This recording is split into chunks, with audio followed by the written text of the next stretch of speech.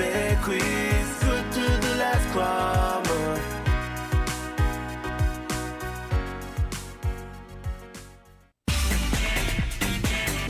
Found the sound 98.9 WinnFm. The right time, right ride, right now at Horsefoot's Automotive. Buy now or reserve for VAT discount days, Friday, December 12th and Saturday, December 20th, and get our lowest rates ever. Plus, enjoy up to $17,000 on select models. No VAT and no down payment. Drive away with finance with Horsefoots and get free bill of sale, free servicing for 12 months, free registration, free tinting, and even free groceries or gas for 3 months. Because the right time is here for the right vehicle with the right deal right now. Visit Horsefoots Automotive right now. Drive smart. Drive Horsefoots. Terms and conditions apply.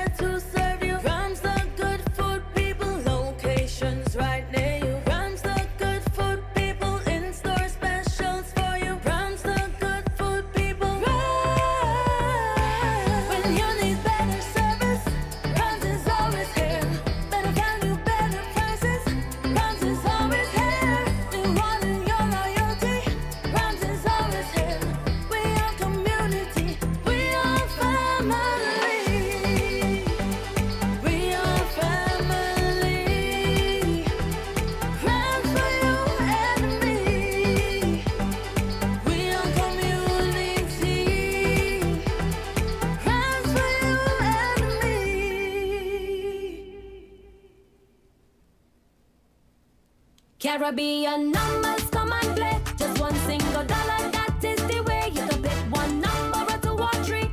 I win up to 20,000, you see.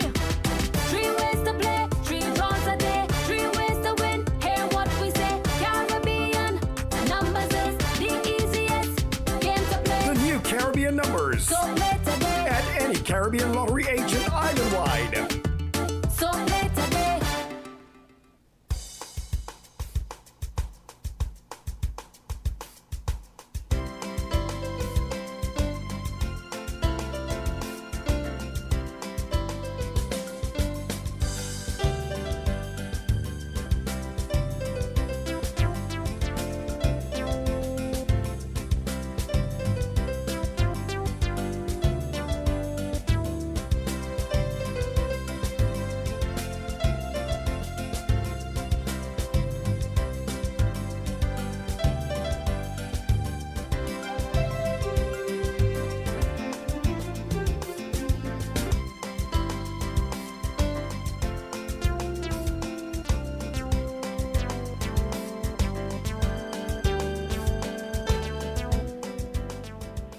A pleasant good day to you and yours. The time approximately 1 minute moving away from the 8 o'clock hour. Welcome to Island Tea. Here's hoping your day has started quite well and will continue to be in that vein. For those of you, as we know will often be the case, not everyone will be on their best. Not everyone will be in the pink of health, but here's hoping that you recuperate, rejuvenate, and you're back to normal sooner rather than later.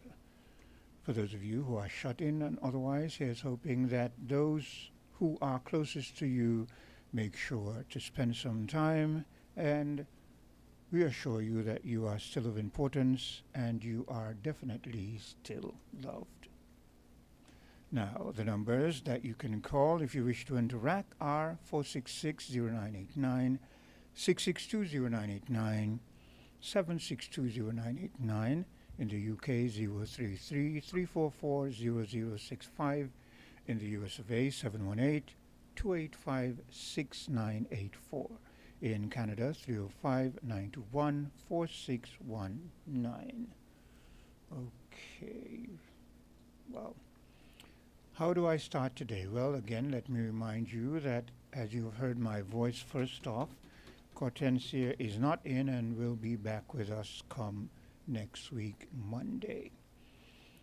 And yes, still in the main topics in the Federation of St. Kitts and Nevis is the special zone, the communique from the Bar Association.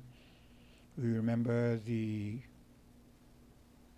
article from the KC, and also in the news, agriculture and whether the farmers are being respected. Yeah, let me use that word. Whether the farmers are being respected and thus given the things that they deem vital for their trade, for their craft, so that they can feed the people, especially with what is happening in our proximity of late. We keep our fingers crossed and hope it doesn't really escalate into anything that would be a handicap to our daily lives, to our daily goings and comings. But if I'm not mistaken, I'm sure I saw in the news just this morning another 2 boats struck and at least 3 more individuals killed, right? So it seems as if though the U.S. is going to continue this consistently killing of individuals without providing evidence. And I hope that whether they see it as significance because the U.S. somehow sees itself as the dominant in the world in terms of military might, and I hope that they are well aware that time is of the greatest essence, and how people envision you over time is also of importance. So continue to persist in your behavior of not caring about certain individuals to the extent that you can just eliminate them and feel that you are not accountable to anyone, and see if that bodes good for you in relations down the line, because there's an old saying, remember the bridges you cross because you might very well need them somewhere along the way. And as big and mighty as you are today, and you seem to feel that you answer to no one, who knows? Who knows what tomorrow will bring? And when tomorrow comes, I hope you will remember how you treated those you felt were beneath you, and if you are treated likewise, you will not grumble, complain, but you will accept that what goes around has a tendency to come around. Speaking of which, let me play a clip that deals with what's happening in our zone of peace, threatened zone of peace, and the fallout not only for us in the region, but perception around the globe. Now, it's no secret that the Trump administration is pushing for what the U.S. wanted to do in Venezuela for over a quarter of a century, which is regime change, and to completely quash the Bolivarian revolution inside of Venezuela. But Latin American countries are not quietly accepting this. Trump's Summit of the Americas has been canceled this week due to stiff opposition, primarily from Mexico and Colombia, to Washington's regime change plans and its military actions inside of the Caribbean. And Russia has said it's open to arming Venezuela with hypersonic missiles. These could carry nuclear warheads that are uninterceptable. Russia has already provided Venezuela with Pantsir S-1 and BUC-M2E missiles already. President Nicolas Maduro has given the order to arm the country's patriotic militias, totaling some 8 million people, and the government is handing out rifles. Now, we have the recent Nobel Peace Prize winner, Maria Corina Machado, who just can't wait to be the next dictator of Venezuela, to sell her country to the highest bidder. And she's already claiming that Hamas is operating inside of Caracas, paving the way for U.S. intervention. So joining me now to talk about the situation inside of Venezuela and this military buildup are journalists Camila Escalante and Alan McLeod. All right, so one of the important developments of the week is that the Summit of the Americas, which is a U.S.-dominated regional gathering of leaders, has been canceled or officially delayed until next year, it looks like, due to the widespread opposition from Latin American nations to Trump's interventionism in Latin America. I mean, we're definitely seeing a change of tone when it comes to the United States aggression here towards Venezuela. Alan, if you can tell us more about why it was canceled and why this is actually a really big deal. We saw this week the failure and collapse of the Summit of the Americas. It is the OAS Summit of the Americas. It's hosted by the Organization of American States, an organization which is failing, dying, soon to be defunct, largely because it lost legitimacy when Luis Almagro, the former Secretary General, interfered in the elections in Bolivia, and which led to a coup to overthrow President Evo Morales. And so that was a huge turning point. It was already a delegitimized organization because Cuba was not a part of it, and because in 2017, Venezuela announced its intention to leave the OAS, and since then, Nicaragua has also left, and Bolivia should have left. Nevertheless, a lot of members of the Latin American and Caribbean members of OAS had denounced the OAS's involvement in Bolivia, and now that organization doesn't really serve any purpose except to largely to intervene in the countries of our region. It derives the majority of its funding not only from Washington, it's deriving its funding from foreign European countries. Those governments are what's funding the Organization of American States. It doesn't make any sense. Why do we have foreign governments in the process? It's absolutely absurd. It's really important to say that that was a huge failure, that they tried to exclude these countries, and that we saw other leaders boycotting it outright. In contrast, President Petro is going to be hosting the CELAC EU Summit in Santa Marta, which is on the Caribbean coast of Colombia. And it's expected to see the attendance of presidents and heads of state from all over the Caribbean and Latin America, and also from Europe. There will be the Cumbre de los Pueblos, the Summit of the Peoples of Latin America and the Caribbean, which will also be hosted in Santa Marta, that will host something like 1,200 representatives of social movements and political parties and different organizations from Colombia and from all around Latin America and the Caribbean. And this is a really important time for this to be happening. Alan, if you can tell us more about why it was canceled and why this is actually a really big deal. The United States just openly and blatantly talks about regime change in another country, invading another country. Even right-wing nationalists often in Latin America get the hump with this. They don't like to think of their entire nations as being the playthings of Donald Trump.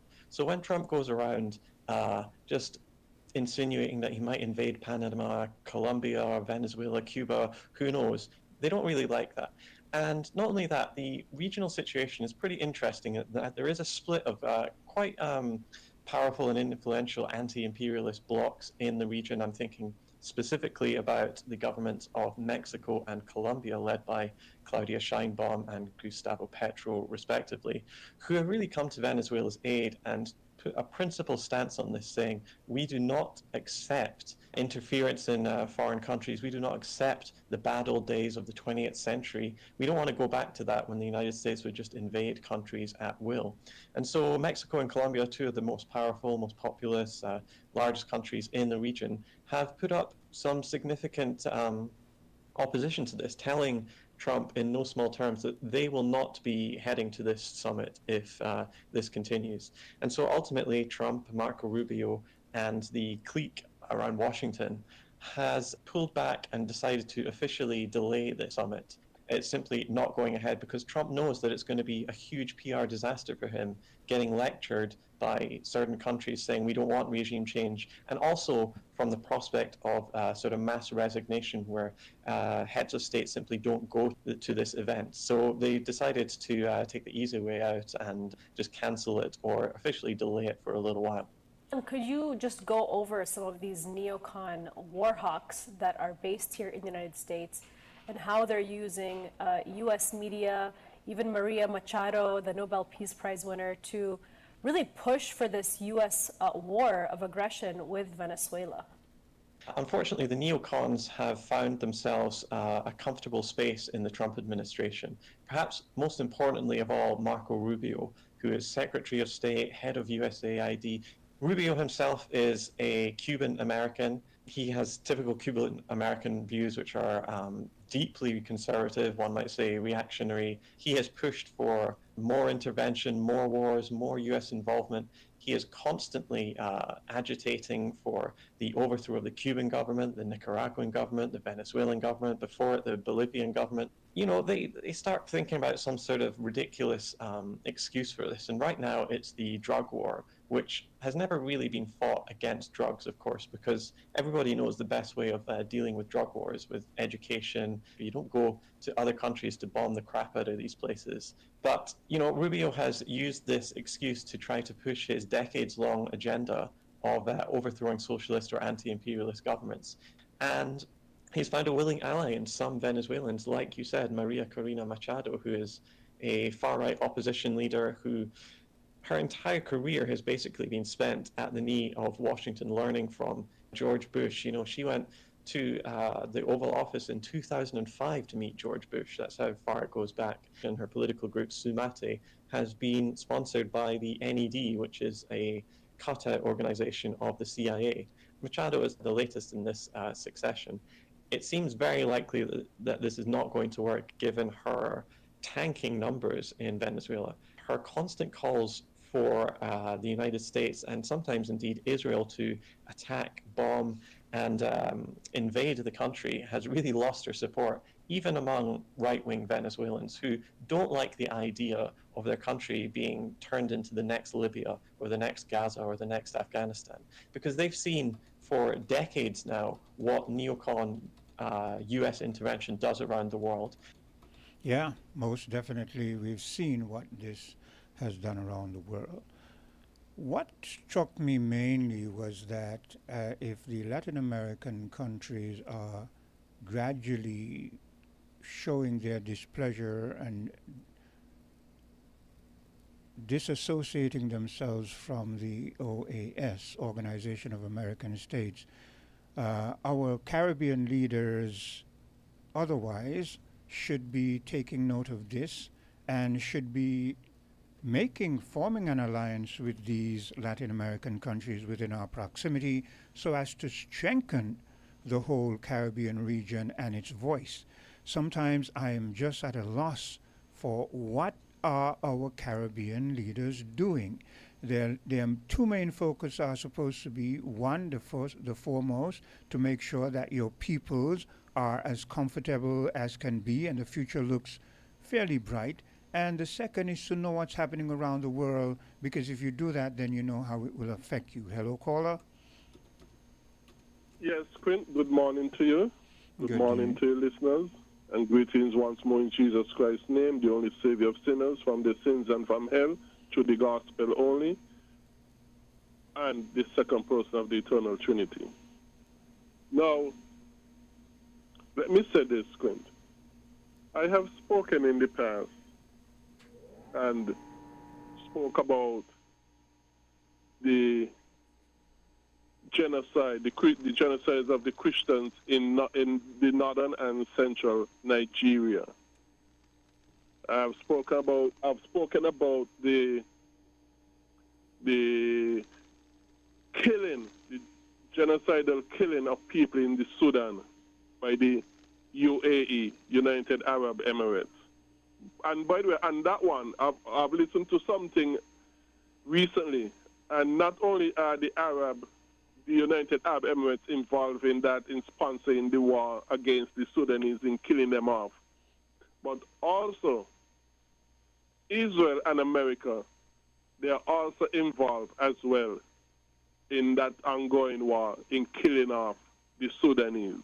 So it's both. So it's three parties that I know of: the United States, Israel, and the UAE, United Arab Emirates, that are involved in the ongoing killing off of the Sudanese. I've spoke about these two things in the past, and other things as well. Well, in terms of this to do with the Israelis and their participation in this, not too long ago I played a clip where you heard the voice of Netanyahu saying that their next focus was going to be to liberate their brothers and sisters in Africa. And I thought you played that. Yes, and I told the people we have got to be very aware and wary whenever someone like Netanyahu speaks about liberating a people, because you see what they're doing over there in the Gaza area. And now we're hearing this new lady, Maria Machado, the Nobel Peace Prize. She is being very inflammatory because she is now suggesting that this faction in the Middle East that Netanyahu is fighting against. What's their name again? The faction in the Middle East he's fighting again? Yes. What are they called? I know he was in Syria. No, I'm speaking about the people who, when he attacks the Palestinians, right? There's a faction associated with the Okay, those people who it is said. Not the Houthis. No, those people who it is said attack them, and then that is why they started just killing people after. Attack them and they start killing people after. Well, doesn't ring a bell right now. The name just came up in the clip that I played there. Hamas. Oh, Hamas. Yes, okay. Yes. Oh, time will be Gaza. Yeah. She is now saying that Hamas is in Venezuela, and she is telling Israel, mind you, see how far Israel is supposed to be, and she is telling Israel to help in the attacking of Libya. Now you understand what that means? So Israel is going to be in Africa doing the havoc that they're doing, and now you want them to come to the Caribbean. So what is this supposed to be, a United States and Israeli takeover of the world? I mean... Yes, that's the plan. Wow. Because I understand Israel, some kind of confusion was going on in the Congo, and I understand Israel was associated with that too, no? Yeah. Hold a second there. Hello, good day, caller. Good morning. Good day, Miss. Good to hear you. Good to hear you. When I don't hear you for a while, I kind of wonder. If I don't hear Greg for a while, I wonder. Good to hear you. I thought after Britain had expressed reservation about the U.S. policy concerning, just indiscriminately attacking boats in the Caribbean, under the guise of them being, drug boats. Yeah. I thought that they would have toned down. Yes, exactly.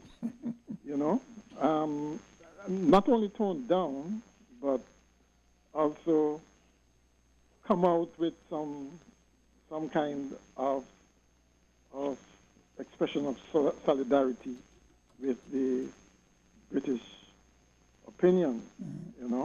That might have given them cover to at least say that they don't agree with it, because Britain given who cover? It would have given the Caribbean leaders cover. Yes, okay. I follow you now. Right. That is what I was saying, and you broaden it, because I was saying, as you just heard in the clip there, that the Latin American countries are disassociating themselves to the extent that a meeting that was supposed to be held, it has been postponed. And I was wondering why the Caribbean leaders aren't aligning themselves with these countries, because they are much, much bigger countries and they carry some weight. And now you've broadened it because you've now brought up something that makes complete sense. They should have jumped on that and aligned themselves. Yeah. Especially since the UK's position was based on they didn't want to go against international law. Yeah. And natural justice and those things. Okay? And interestingly enough, you remember some time ago when the U.S. accused, I think, the St. Lucia police of extrajudicial killing? Yes. Right. And for this to come full circle now, where, they're just picking off people with no due process, no due process whatsoever. No appearance before court, no evidence provided. But it shows and it's just going like this, But to me, it shows you how they deem us, say, in the Caribbean, like fleas or bugs you can just swat out of existence, and there will be no accountability whatsoever. Well, I mean, I suspect it was always like that, in the sense that they just viewed us as, if we try to be independent or principled in our foreign policy and so on, they just regarded us as a nuisance. But at least then they'd use soft power, things like visa stuff, visa access and aid, little as it is, those kinds of things to at least have their way. But now, it's just brute force. Listen, just stay in line otherwise, and listen, the gunships. But it's really going backward. But let me ask you this. Considering, I don't know for the life of me why they took such a big push, because considering the amount of ships and men they have stationed in our proximity, how do you see them pulling out of this and saving face? No, I mean, that's the thing. That's the thing with that level of assets in the region. It takes millions, I suppose, to deploy those kinds of assets in the region, right? And so they're not. I don't see them pulling back unless they achieve their objectives. And worse still. But their still. Go ahead. Go ahead. Worse I was still. saying worse still. Now that Trump is going to need a distraction from this Epstein thing. Yes. This would probably be the perfect distraction for the U.S. media and the U.S. generally, right? While the shutdown was on, that provided distraction, but now that's gone. You're going to need another one, and so I suspect things are going to get even more dicey. But I wondered if there was any response from Trinidad concerning the British announcement. Not as far as I've heard. She seems to be rather quiet. I would think that maybe she's kind of. I would hopefully think that she's kind of rethinking the predicament she has created for herself, and maybe like the U.S., she is now contemplating how best to deal with this in a way that she doesn't, look too bad. Or how do you come out of this saving face? I mean, her statement that you should kill them viciously and so forth, that is what everyone is touting, repeating. The hardest thing for politicians to do is back off a policy which, even though they know was wrong, they feel they should stick to it, otherwise it will be considered weak. Yeah. We see it playing out here now too. The SSG's thing, where it is clear that it's very unpopular, but they're still going to go full speed ahead with it for fear of losing face. But let's touch that for a moment. If one feels that they are in a situation where they have to push something, shouldn't it be something that promises real hope for your people, as opposed to something where you're opening your arms to foreign entities who you will then give the power to develop infrastructure, develop education and other things, and make your people beholden to them? Why then would you push something like that, which would be a nail in your coffin as far as I'm concerned politically? Well, you would think that out of enlightened self-interest that they would do the right thing. But somehow or the other they gravitate to doing things like this.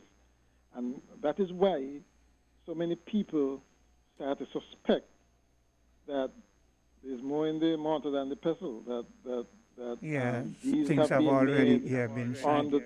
the hand stuff has gone on the table stuff has gone on, promises have been made and so on. Yes. Why they would stick with a policy that doesn't seem promises to a be lot, profitable but or really- taking us anywhere. Yeah. Greg, I want your input. I don't want you want you to feel that we've forgotten you. So No, it's okay. It's okay. Really, what I really had to say is, well, number one, McMahon was a bit really soft, and I had to strain somewhat to really hear what he has been saying, you know. But let me say something quickly. Now, like I said, I've been talking about the Christian genocide going on in Nigeria and the killing of the genocide of the Sudanese and that sort of stuff. I said all that to say this. I do not believe in, as much as I would like to see the Christians being helped, and as much as I would like to see Sudanese being helped, I still do not believe in nations or countries going into or intervening in other countries. Yes, I believe in speaking out. I believe you have the right to condemn or to praise. You know, I believe you have the right to talk. But to go in militarily or otherwise into other countries, be it on the part of America doing it, or Cuba doing it, or any other nation doing it, I do not agree with it one way or the other. yeah, I agree. With that. No, quickly also, let me say, I don't know if you know that Trump has recently hosted a man who America and Israel, he and Israel put in leadership over Syria, who was the head of Al-Qaeda and a creator of ISIS. They clean him up now because he used to chop off people's heads and so. Yes. And they clean him up now and make him to be the leader of Syria after they overthrew Assad. Yeah, now Trump has invited him to the White House. I'm aware of that, and I was listening. And he had a bounty on his head too, right? Yes, Yeah, and, bounty, yes. and I think 10 I was million, something listening. like that. I was listening to something from the BBC, right? And if you hear how they're speaking about this man, hear them from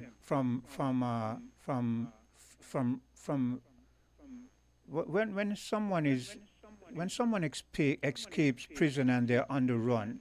What do they call them? Fugitive, yeah. Fugitive? From fugitive to now what? Invited to the White House. And you hear them and they're speaking in glowing terms and I'm thinking to myself, you see how these people can take, but you see, we are not fooled. You, Greg, and you, Mr. That's it. You, Greg, and you, Mr. McMahon, you're well aware of, and now they're bringing it more blatant. This is what they do. They take you from a despicable past, and they clean you up, put you in a position where you can be And over. make you the puppet. That's it, and make you their puppet. That's what they do. But even something even more nefarious than that is like you just mentioned about Maria Machado, yeah. talking about Hamas Yes. in Venezuela.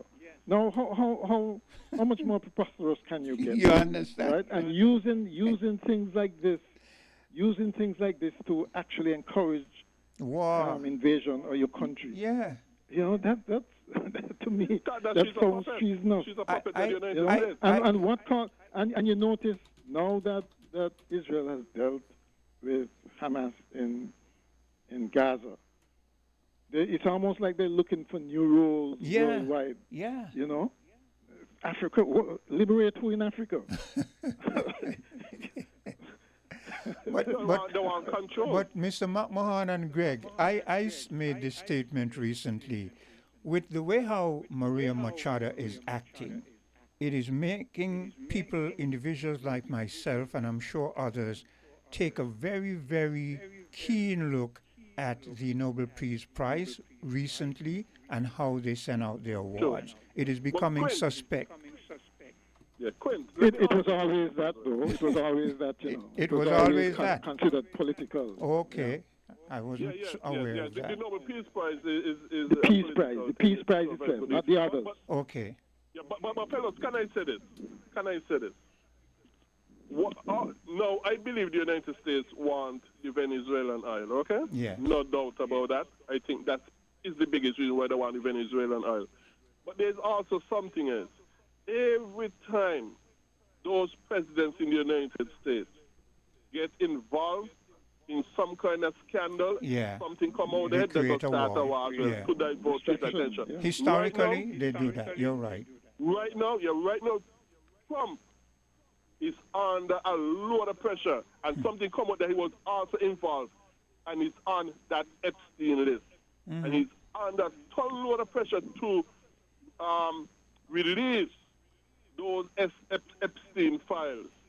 Okay, but here I want to, because you remember must say, oh, he's also on the list, Yes. the Epstein list, and so with those girls and those sort of stuff. Okay. What involvement, we don't know. What involvement, we don't, but we heard that he was on it. And something came out the other day that also shows that he's on the list.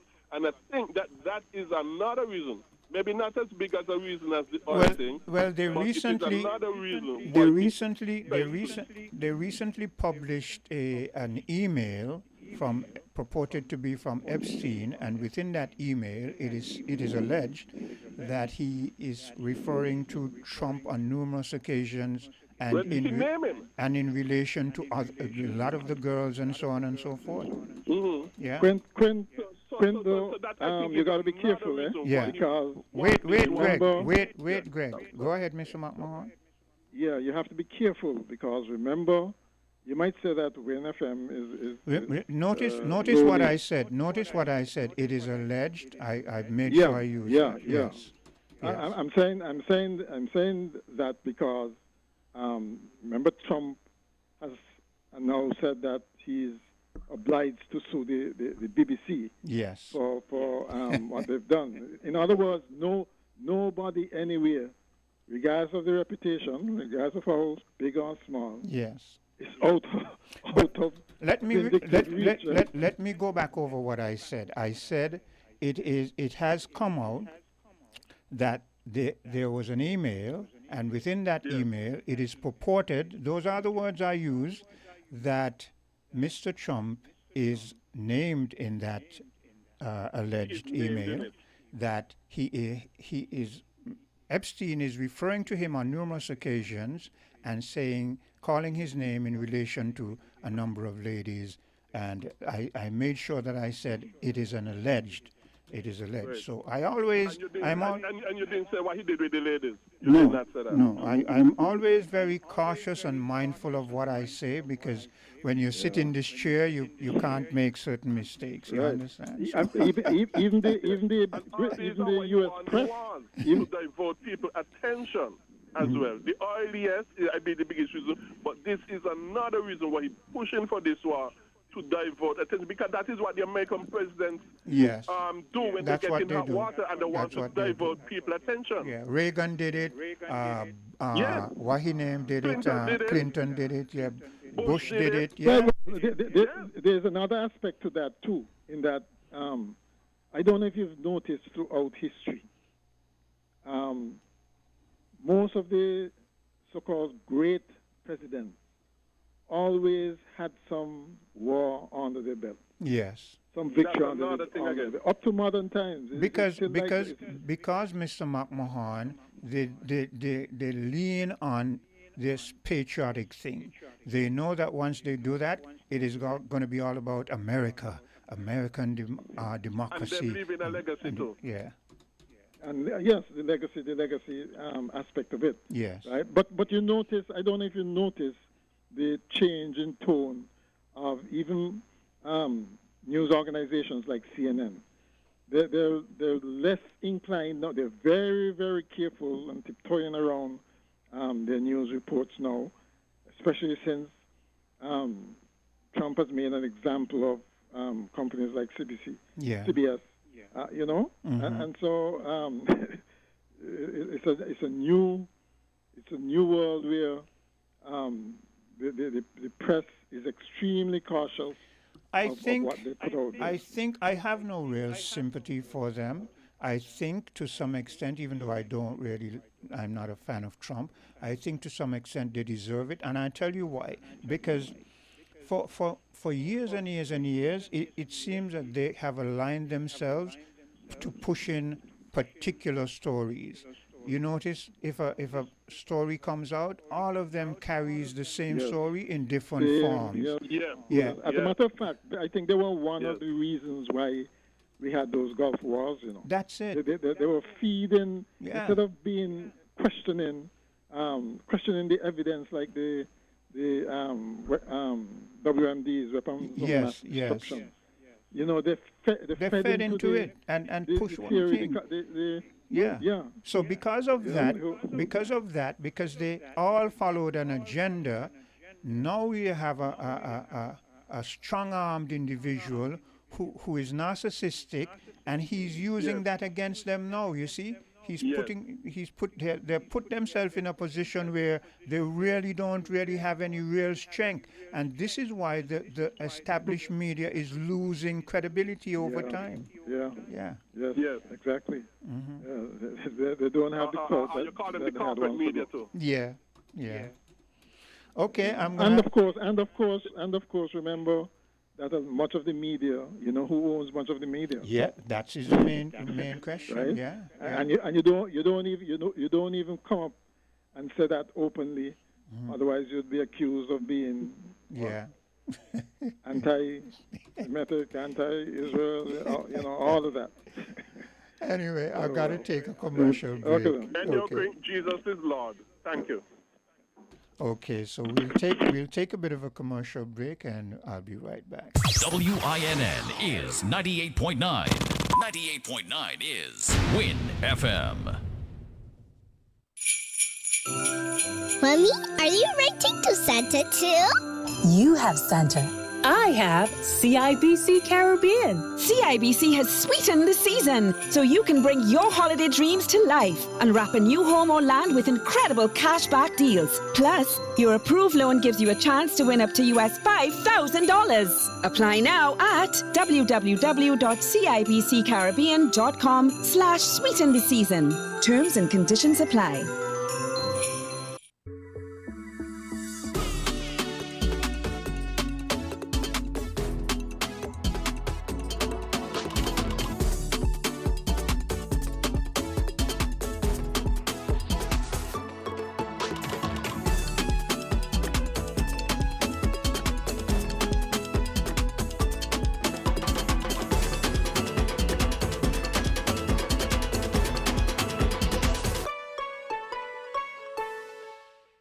comes the Mega Ball. You could win more with the Mega Ball. Pick 3 and pick 4 and you could get all. Yes, playing pick 3 3 and Pick 4 with the Caribbean Lottery just got more rewarding. Now you can win more with the Mega Ball. For just an extra dollar, increase your winnings by $1,000 with the Pick 3 and a big $10,000 with the Pick 4. Don't wait, play today. Play Pick 3 and Pick 4 with the Mega Ball at Caribbean Lottery Agents island-wide. You ready to win a little extra?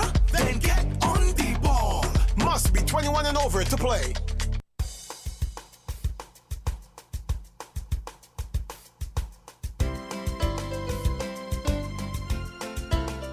And I'm back with you again. The time approximately 8:43. Bit of a good discussion there. And those are some of the kind of discussions we need to get into, especially in our Caribbean region, because we need to understand geopolitics, because geopolitics is what governs and runs the world. And our leaders need to be aware of what's happening around the world, because when you're aware of that geopolitics and the tentacles of geopolitics, then when you go and you negotiate whatever, whether aid or development, some form of financial development, some form of investor and that kind of stuff, you're aware of how the game is played, because the game of geopolitics is at the pinnacle of how things go or how things work in this era, in this modern era. And if you're aware of that, then it means you have a very good understanding or idea or concept of how the micro aspects of governance function as opposed to the macro elements. And so our leaders need to be cognizant of this. Unfortunately, as I've often said, and I'll reiterate again, it seems as if though our leaders are more concerned with showing their strength only among their people. For instance, I'm using myself as an example, I'm in the opposition and I make promises and I say to the people, just give me a chance, elect me and I will do this and I will do that, and so on and so forth.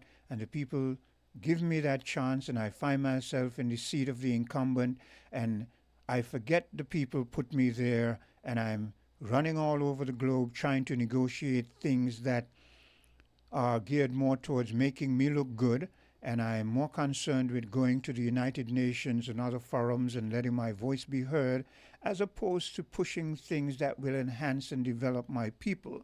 And when I come back home and my people question and say, but Quint, we elected you and we don't see, we're not getting the kind of representation we expected or you should be giving us. And what I do, I start to victimize them. I make sure that whoever is up in the upfront making words against me or critiquing me, that they can't get a job, or their families who are in certain positions, they get pushed in a corner, ostracized, their children can't get certain things. And I mean, this is what our leaders do. Honestly, I mean, you know I'm not lying. Their tendency is more to put pressure on their own people to suppress them expressing themselves than doing what they should be doing. Why is it that our leaders are so thin-skinned?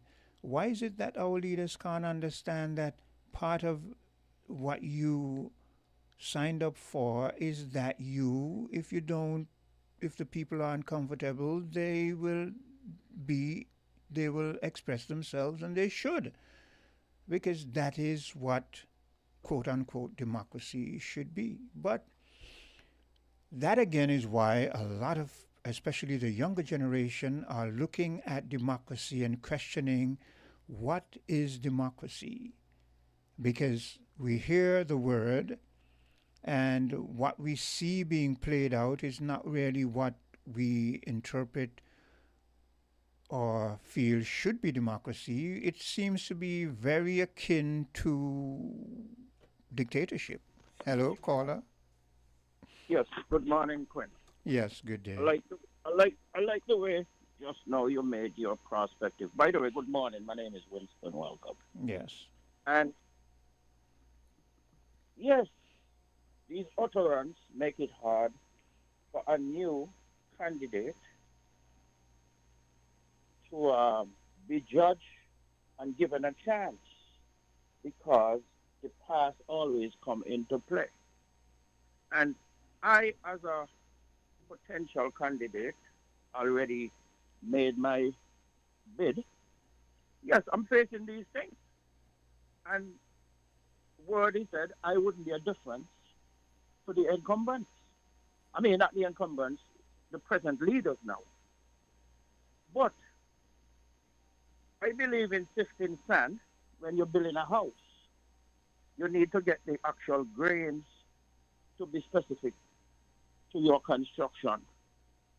And yes, it is hard to be facing those, but we all who are taking part in this election, especially I'm embracing independence, to continue. Yes, we might feel like we should not continue, but it's a matter of being perseverance.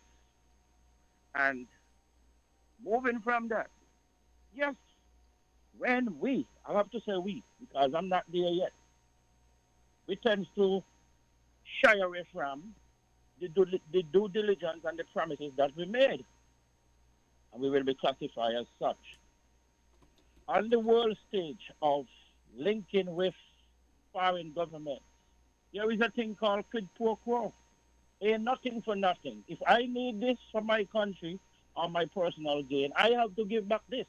And this is what's going on in St. Kitts and Nevis, especially over to the SSD zone. But caller, And that doesn't necessarily have to be so. We have historically, we are reminded of when Canada used to give us a lot of aid during the time of Robert Bratcher, and I remember as a young individual, I was informed of one of the time when Bratcher sat down in a talk with a Canadian representative, and the Canadian representative was saying, you know, we've always been good to you. We've always been there for your assistance. We have this thing where your citizens can come to Canada and take part in the agricultural thing. We give you aid when you need supplies for your schools and so forth and so forth. And since sugar is, you know, a very, very vital commodity, why can't you, you know, help us in kind and, you know, make sure that you give us a favorable deal in relation to sugar?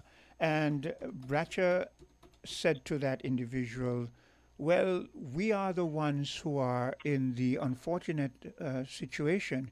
We are the ones who need the assistance, and you're the one in a position to offer it. So why is it then that you expect that we who are looking to you for assistance should have to compromise to the extent of the one thing that we have that is of value, we have to negotiate some kind of deal that would compromise, you know, our financial standing? And as far as I know, this Mr. Bratcher never went to university and that kind of stuff. And now we have individuals who've gone to universities and come out with degrees, but they lack negotiating skills. So I'm saying to you, yes, you may speak about quid pro quo, but that doesn't have to be. If I'm a beggar, wait, let me finish. If I'm a beggar and I'm begging someone for alms, for assistance, you don't expect that person I'm begging as a beggar to say, well, Mr. Beggar, since I'm going to drop 2 pennies in your hat, I would like you to give me your coat or give me your shoes. I mean, come on. I am not embracing that, you know, Quinn. But the way you expressed it like that is a fact and that is what we have to deal with, and it has to be so. So I'm glad that you're now making it clear that you're not aligned with that, but that is the assumption I got. I am speaking on the fact that that's what happened, and continue to happen to our current and some of the past. Okay. From that time, I know Bradshaw was a man who stand on his ground. Okay? And I am aligned with it's better to give than to receive. When I give you something, you don't have to give me anything back. Just give me the blessings. Okay? And I've started it long time ago, and as much as I can in my affordable, even sometimes sacrifice. I'm gonna quote another more recent leader and something. I think it was Greg who reminded me that this leader said, and that was Kennedy Simmons. Kennedy Simmons said he would not be going to the IMF because he realized the IMF would be a weight around our necks that we will not be able to discard easily. Now that again shows, and this is an individual who went and got his scholarship and, was well educated. But this is an individual who, by that statement, showed that he had the ability to analyze situations before he involved himself with it, assess what the ramifications would be, and make statements that said, okay, I've assessed that, and from my assessment, I will not be going down that road because I see what the fallouts could be. Why can't our present day leaders do that? Because by making that statement, you are then saying, because I'm aware of the weight that could be put around my neck, I would now have to use my own internal ways and measures of making sure that my country moves forward, develops, and offers something profitable to my citizens. Why can't our present day leaders do that? Case in point, recently one of our present day leaders was lamenting that it was impossible to build infrastructure that amounted to 40 in the tune of 40, $50 million. It was impossible. It's impossible to do. I mean, why are we saddled with this kind of leadership today? Well, I may add to this right now, and I have stated, and to all those money goons that are listening, I shall and will not enter into this election with any money. I'm not going to do it because election should be free. You make your presentation to the people. But caller, I'm going to call you on that. Election should be free. I'm sure I'm not mistaken in having heard that you said you were going to be offering 3 million, or not 3 million. Sorry, 3,000. Yes, 3,000. And then recently you came up with another aspect that when I asked you, I said, and this is different to the 3,000, and you said yes. So you're contradicting yourself here. No, I am not. Probably because you was not listening and I didn't get a chance to finalize my utterance. Let me address this $3,000. I said, based on my calculation and my offer, I've looked into the Treasury and I saw $1 billion divided among the population of 50,000 St. Kitts and Nevis. I gave a margin of error of 53,000. Now, if I could give each citizen 3,000 as an native based on the pass of our CBI, okay, it is affordable and it is available based on the number that I saw.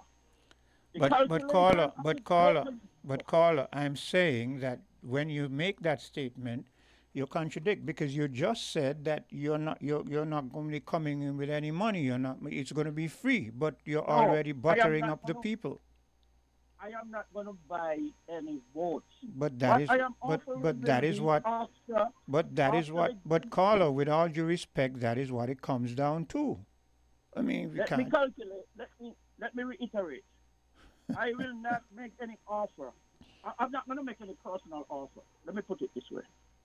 No one going to come to me, and I'm not going to go to anyone and say, vote for me and I give you $3,000. I'm saying, based on what I saw into the Treasury, I will make available 3,000. But caller, here's another point. Here's another point. You look in the Treasury, you see $1 billion. to run an economy is becoming more fast, more and more increasingly expensive. That's the first point. So to run the economy of St. Kitts and Nevis is going to take funds to deal with health and infrastructure and so many different things. I'm aware of that. But before you look at what you're going to do in terms of when you become the incumbent, how you're going to run a country, you're already taking money out of the coffers that we're going to need to advance forward and add more. You're already dipping into that without having made one iota of a advancement on that amount. So before you have added 1 cent to our GDP, you're already detracting from it. That's the first negative. First of all, time is due for 42 years. The CBI. The CBI brought in enough money. Where that money is, where that money has gone, where it is sitting, it remains to be found. But all that money came in from the CBI. But if we have bill of particles, including intake and expense, there should be more money there in the treasury to give. But what I'm saying, caller, you're not getting my point. My point is, if you're going to show fiscal prudence and proper management of a country, the first thing you do is not to detract from the coffers. You think about why not think about when you get in providing jobs so that every citizen or as much of the citizens can be gainfully employed over a period, as opposed to making sure you just give them $3,000 in their hands and then that goes bam and then they're broke again. Are you aware? Let me ask you this question: are you aware that presently in the economy of St. Kitts and Nevis, it is almost stagnant? Yes, it's stagnant. Okay. So what does that suggest to you? Well, my personal perspective, and anyone can interject in on my commentary, whether they like it or not. I am looking at what we had, what should have been available, and what was due. Time is due now. And by that statement, with all due respect, you're showing that you're incompetent. Because I just asked you if you're aware that the economy is virtually stagnant. You said yes. I then asked you, so what should we do? What is the next step? And that is what you're going to tell me? The next step is to make sure that there is an impetus in the economy so that it can start to come out of this stagnative position that it is in. And you're not going to do that by dipping into the coffers. I'm going to have to make a presentation where I just go straight ahead with my presentation from start to finish, just like PLO Lamumba. Okay? He speaks, but I'm going to tell you, the money is there, you know. And you know where the money is. And again, people who are listening, he just doesn't get it. It's not a question of whether money is there. The question, Mr.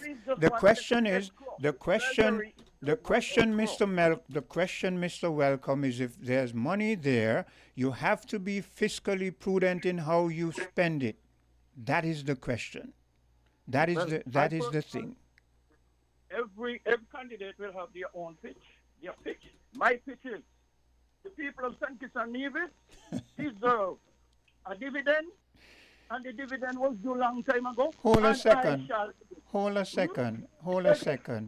Caller? Yes. Yeah. Good morning. Yes. Starting from the 11th of this month. Yes. For the next 11 days, is an economic blackout going on.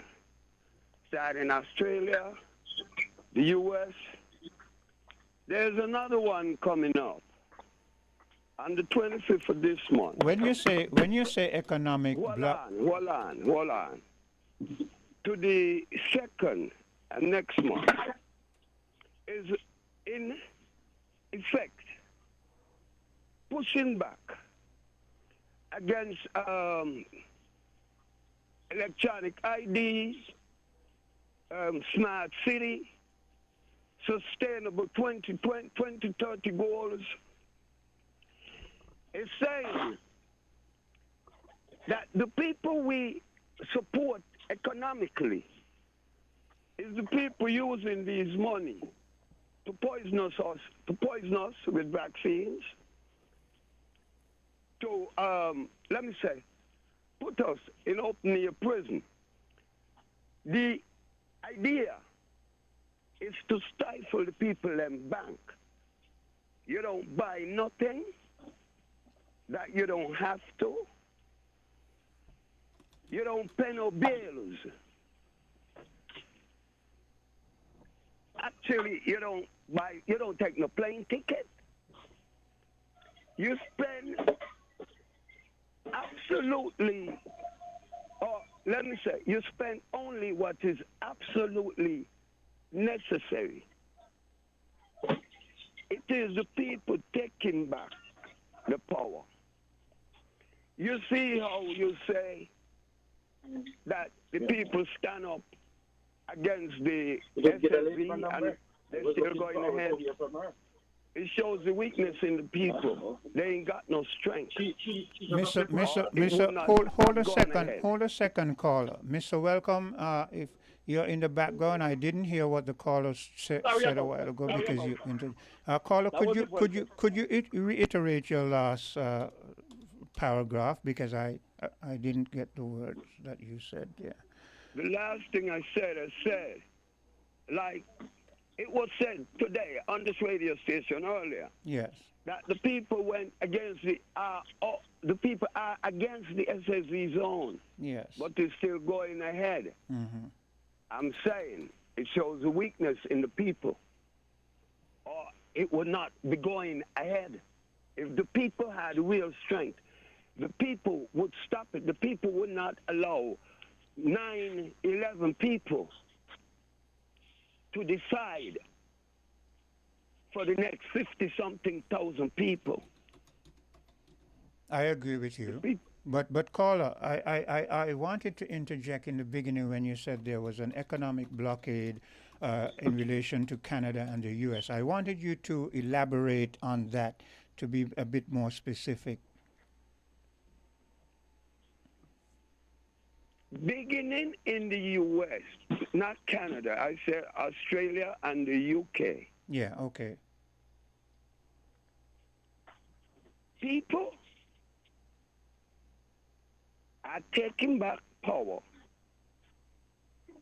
where it's not on the street demonstrating, where they ain't studying you or talking on radio, where they still ain't studying you. So let me make sure that I understand you. Spend. Let me make sure that I understand you. What you're saying is that within those countries, their people are creating that economic blockade, right? Not the people. We are going through the same thing. No, but we in the SSV. To understand the SSV zone. Caller. I want to be I want people to understand. Remember, there are young people out there. This is but I don't understand it. That's what I want. I want you to economic blackout. Listen to me, caller. I'm asking you. I was asking you. Am I understanding you right? In coming to the conclusion that you're suggesting that within the United States and Australia and these other countries you called out, that within their countries, their people are finding ways of expressing themselves. No, you put in words what I'm saying. So then explain, listen to because what I am saying. Just listen now, please. But I want clarity too. I don't want you to just talk straight ahead. Go ahead. You will understand, not by questioning me. So explain. With your thoughts. So explain the blockage. That is what I want. Saying. I want to understand the blockage. That is what I want. Are you going to let me? Yes, go ahead. Do you understand? Yes, go ahead. It's an economic blackout. It's a blackout. You could Google it. You're going to find the blackout because it's a big thing. People in the world are saying, we demonstrate against vaccine, it make no sense. We demonstrate against shutdown, it make no sense. Electronic ID, we people them talking about it, they make no sense. We are against the SSZ zone. The politicians still pay us no mind. It's saying, let us hit them where they feel it. Hit it within the economy. Stop spending. For the next 11 days, beginning the 11th, in Australia and the U.S., stop spending. It is a word going out. It should, we are affected also. Because what is going on out there is only, our leaders are talking about electronic IDs. People in the world are warring governments over it. We quiet, it's like we do not understand that people are fighting for us too. So caller, again, that is why I asked you, and I'm going to ask it again, because I asked it and you said no, but I can't understand where it is no. Again, I asked for clarity. So you're saying, this is my understanding, you're saying that the people within the U.S. and... It's a worldwide call. But we're not doing it down here, even though you included the SSC. We are not involved in it. So why aren't we involved in it? Because the media... But before we get there, I'm trying to clarify this. So you're saying, which I was not aware of, this is why I want clarity from you. You're saying that these individuals are saying, okay, so we protest against things and you ignore us, so now we've reached the point where we are going to make sure that the only spending we will do is the absolute necessities. That is what I asked you. Yeah. Yes, and you said before you said no, and that is what had me kind of puzzled. It doesn't matter. Okay. The point is the point. Maybe I said it the way it was phrased, but the point is we need to get involved. I agree. Involved I agree. In the global warfare, we are involved. We are just sitting like lambs, we quiet. Because it ain't going to happen to us yet, we don't know. We are asleep, we're sleepwalking. I agree with you 100%. And I also agree with the point that you made that we're not strong enough, because if we say we don't want the SSZ and they're still moving ahead with it, it shows our weakness. But our weakness comes from lack of unification. Oh, maybe. Maybe. Maybe? Maybe. You see, sometimes people just... Sometimes you're trying to work with people and people are so... They don't kind even... Of way. They don't realize... No kind of way. Because maybe everything stops because the common cliche is unity. Unity. Yes. Men understand that. You're unified. That's why. If the people know that they're not unified, then why not just merge and come together? So then the people know that. So then, I mean, I'm sometimes baffled. So you're saying the people know that they're not unified and they should unify. So you're saying the same thing I'm saying. You are saying the same thing. When I'm agreeing with you, I'm not saying the same thing. You see, this is why we as a people, the oppressors will always win against us, because even when we try, some of us try to unite, there are some individuals who are so adamant in their views that they can't see when you're trying to work with them. They just want to be conflicting. That's the only conclusion I could come to. Anyway, continue with what you're saying. No, okay. I am saying, if the talk of the people ain't moving nowhere because they're not unified, the people who know that best, why don't they start the unity movement? It only has to take one man to start. But it is better to say we can't get nowhere because we ain't together than for us to make moves to get someplace.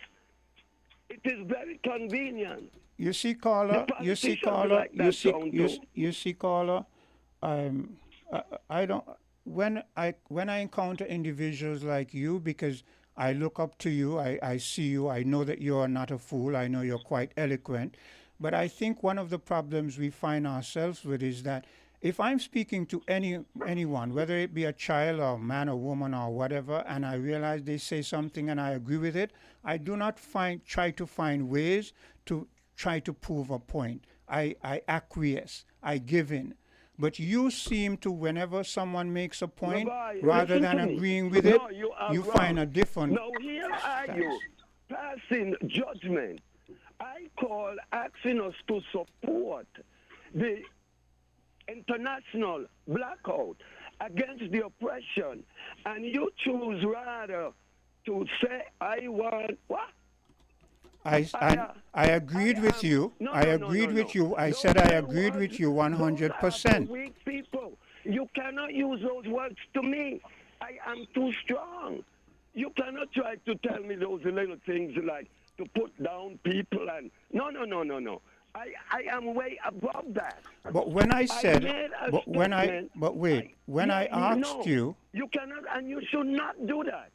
You should not, because you got the mic. You tell people what you think about that. But you have a mic too. Both of us have the mic. You're expressing and I am expressing.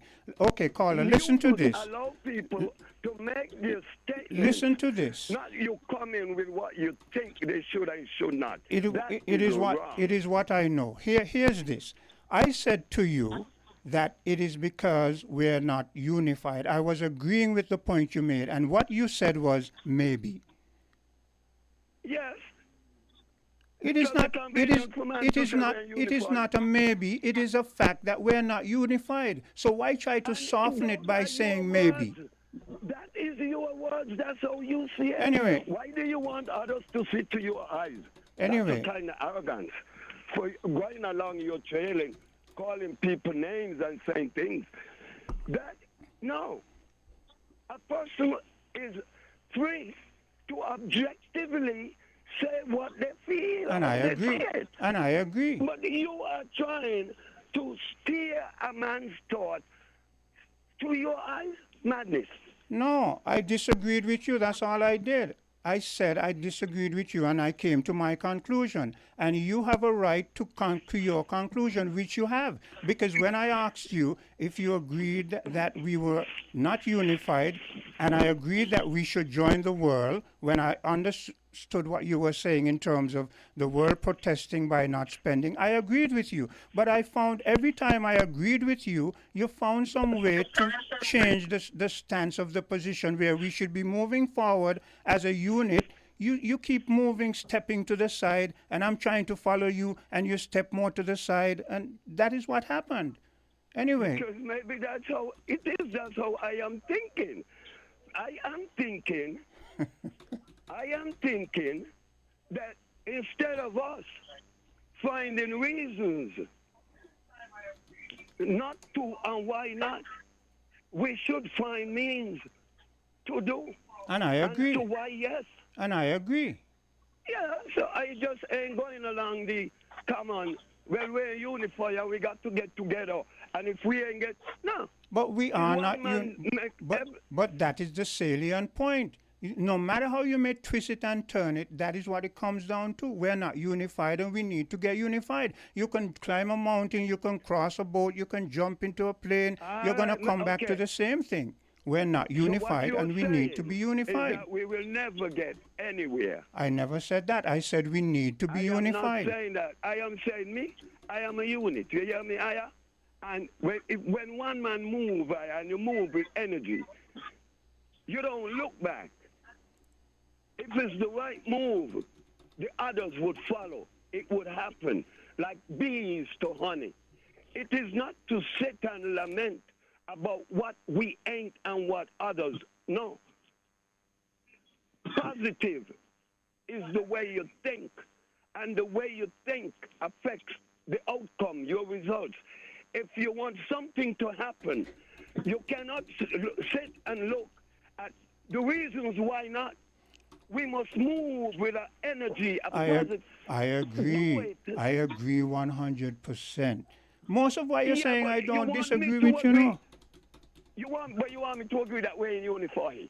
I can't say that. But it is a fact. Whether you agree or not, it is a fact. That is a point. Okay.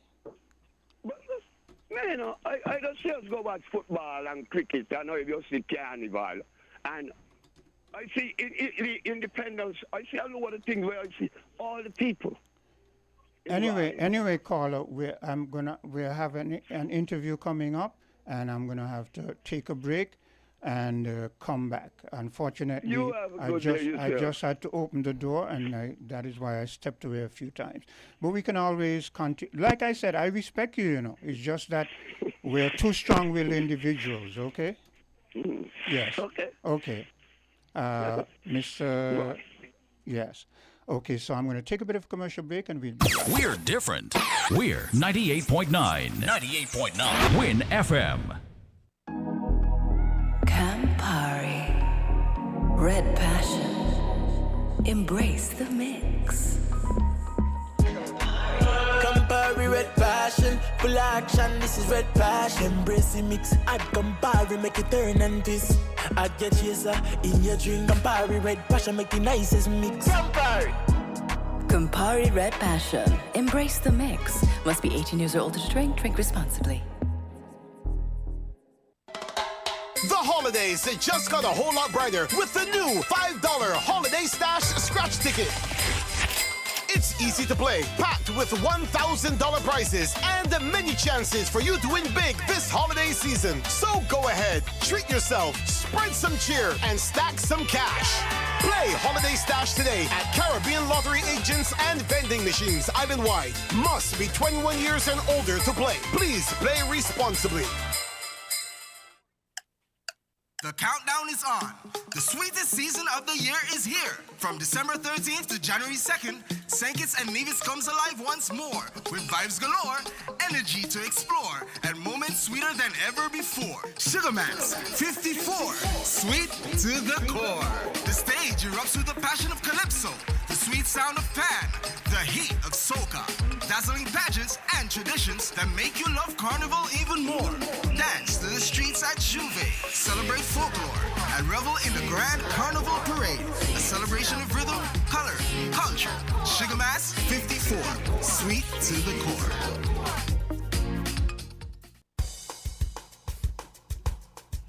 And I'm back with you. The time, 21 minutes moving away from the 9 o'clock hour. We have two individuals in our studios. They were here, I think it was yesterday. Was it yesterday? Day before? You have to give me a break when it comes to time and days. I live one day at a time, and if you ask me what happened yesterday, I might not be able to tell you because that's how I live. So thank you for being here, and we will continue. When you were here last, someone called and asked a question in relation to solo and so on and so forth, and said that it was rather expensive, and you said that you wanted to elucidate on that. I would like you to do so. To the caller, to the individual in the shirt here next to me, could you just away just a little way from me, a little bit more? Perfect. Okay. And let me go to the other individual now so that let me see if I can see you both. Yes. And to the one in the blue, could you just to the middle, look at the screen in front of you and make sure you're positioned in the middle? Yes. Okay. Perfect. So good day to you guys. How are you today? Good morning. I'm doing well. Okay. Good morning to the listeners out there. Yes. Yes, good morning, everyone. Dinasia Frank again. I'm representing the energy unit of the government of St. Kitts and Nevis. Yes. And the last time you were here, I asked some question. I won't go back over them because I have been enlightened, so I know, what your positions are here. So I want you to delve right into the question of that the caller asked in terms of solar energy and so forth. Could you elaborate on it? Okay, the caller didn't get to complete his question, but from what I gathered, he was saying that solar energy is unreliable, it's extremely expensive, and it uses a lot of land. Now, I'll address each of these. I'll start with the land issue. It is a fact that solar energy, solar PV requires a lot of land. But in our case, we could find ways around it. For example, building on the aquifer, there are restrictions to what can go on the aquifer. Yes. And there are limited alternatives. And solar is one of the alternatives. And so we are not competing by building on the aquifer. We're not really competing with any other use for that land. Mm. The other one is rooftop. Yes. Houses are already there, and we put the solar on the rooftop, and that is something that we are working on with a new program to incentivize rooftop solar. And we could find other lands around the island that could be perfect for solar without being in competition with other use. Like for land use policy. Yes, and for that land kind of use. stuff. Yeah. Yes, we'll work closely with the planning unit. Yes. To find these lands. Okay. In terms of the unreliability, I would think that he was speaking about the fact that solar is only available during the day, and even during the day, you could get overcast, you could get cloud cover, which would reduce the amount of solar that is being produced.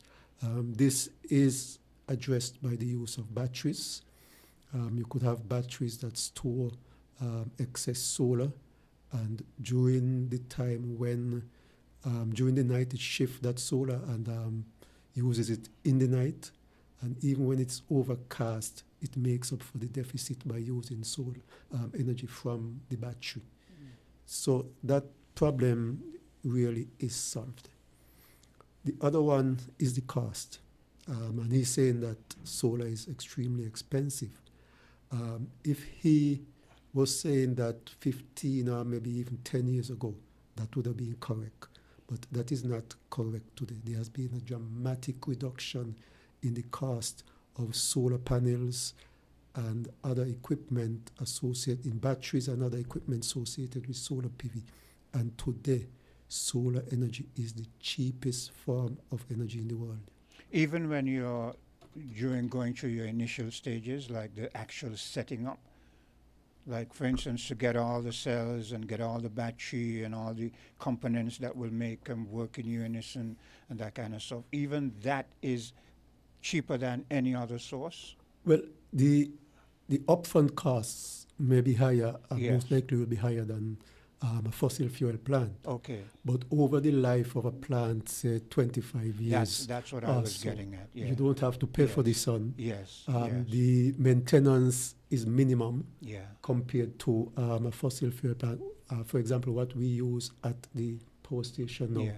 we have to buy oil in the form of diesel. Yes. And diesel is extremely expensive, and the price fluctuates. You don't know what When it's the gonna price be will be up high, yeah, tomorrow, what it skyrocket, will be yeah. next month, what it will Yeah. be next year. And also the maintenance cost, because these generators have a lot of moving parts. The maintenance on them is very high compared to a solar farm. Yeah, I agree. I So- agree. That is why I asked, because I wanted you to clarify that. Because in the initial stage, when one is doing the setup, because you're getting everything in bulk to put down, it's going to be costly. But after you've done that, you have 10, 15 years of getting the sun. You don't have to worry about the sun, and you have your storage already. So then that is where it becomes cost effective. You're correct. Yes, yes. You want your colleague to think, or are you finished? If he has anything Well, to add, to move on to another We can move on to point, something else, actually. He something covered else. it very well. Yes, he covered it very well. Yes. So you want to take up from where he left off on another issue now?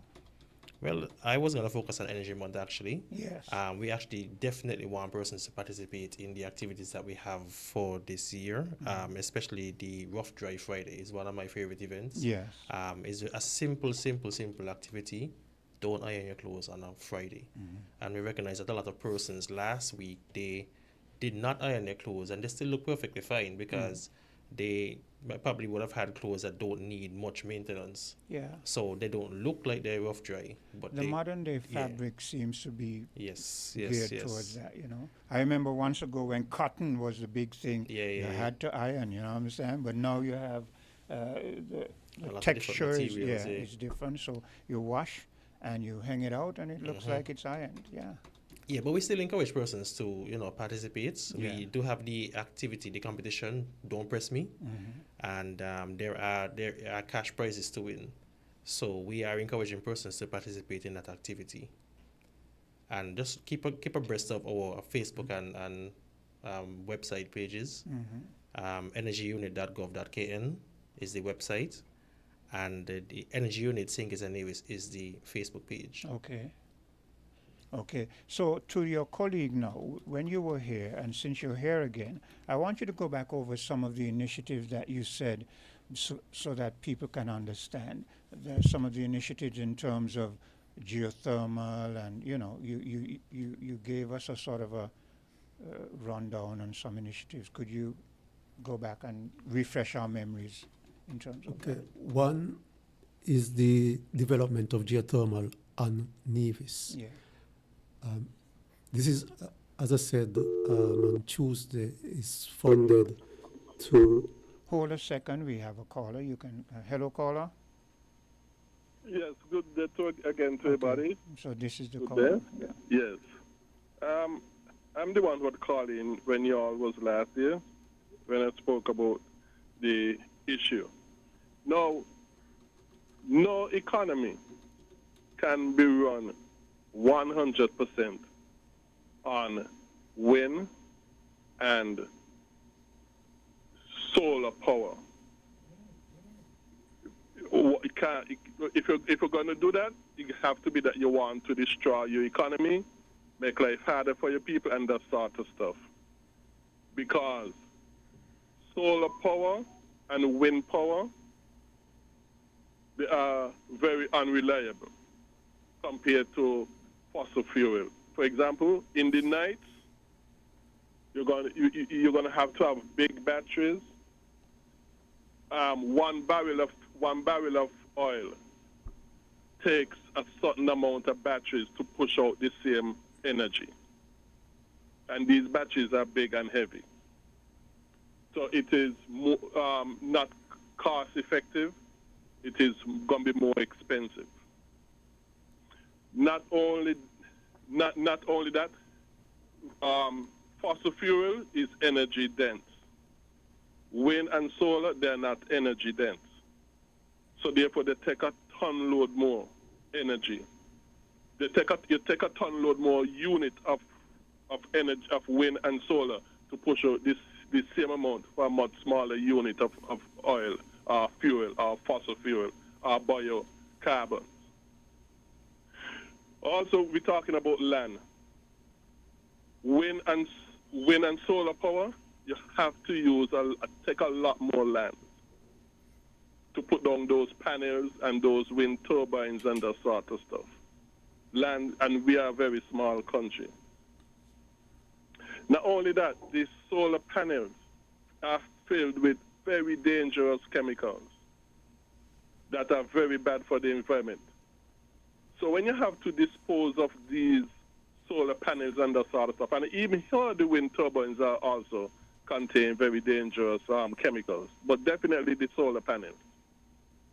So does the government have a disposal system or plan in place to properly dispose of them, so that these dangerous chemicals in these solar panels does not go in the environment? Because you're going to be talking about a ton load of solar panels, a ton load of them. Also, not only that, the reason why